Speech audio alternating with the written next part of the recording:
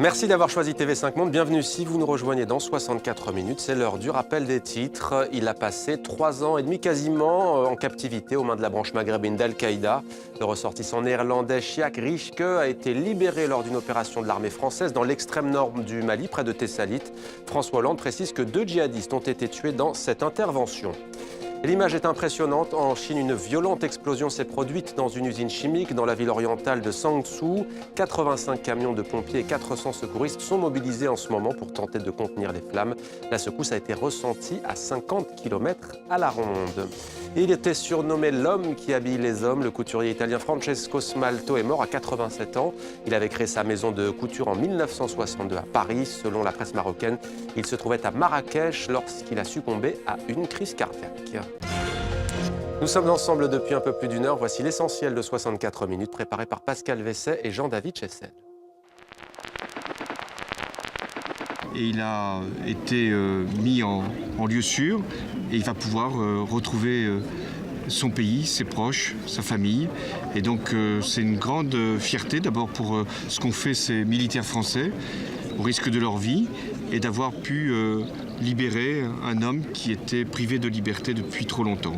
Agents en faction, contrôle de sécurité, camion de militaires. 5 jours après l'attaque de l'université, la vie reprend son cours à Garissa. La police est présente, en tout cas plus que d'habitude, mais pour certains habitants, cela ne suffira pas. En termes de sécurité, la population aussi est à blâmer parce qu'ils ne disent pas où sont les ennemis. Surtout la population locale, elle devrait être capable d'aider, de fournir de l'information sur l'endroit où ils se trouvent.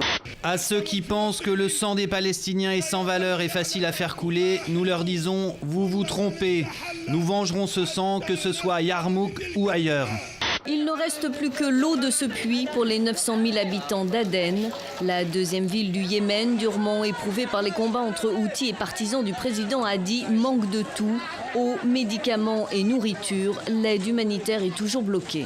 6 millions de personnes souffrent de malnutrition, dont des enfants qui auront déjà des séquelles absolument irréversibles. Face à des ports quasi inaccessibles à cause de blocus imposés par l'Égypte et l'Arabie saoudite, le Yémen risque de connaître une situation à la somalienne, sauf sursaut de la communauté internationale. Peut-être que l'administration coloniale avait des attentes un peu particulières vis-à-vis des femmes.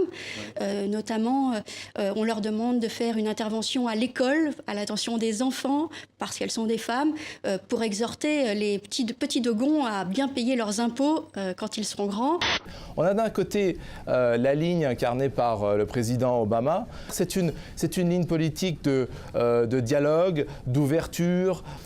Et puis de l'autre côté, on a cette ligne néoconservatrice qui est parfaitement incarnée par le Quai d'Orsay en ce moment. C'est assez étonnant.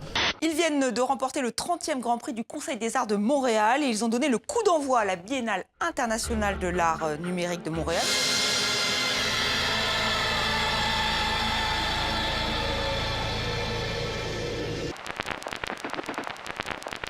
C'était 64 minutes, Le Monde en français, votre grande édition d'information. Merci à vous de l'avoir suivi. À demain sur TV5 Monde avec grand plaisir.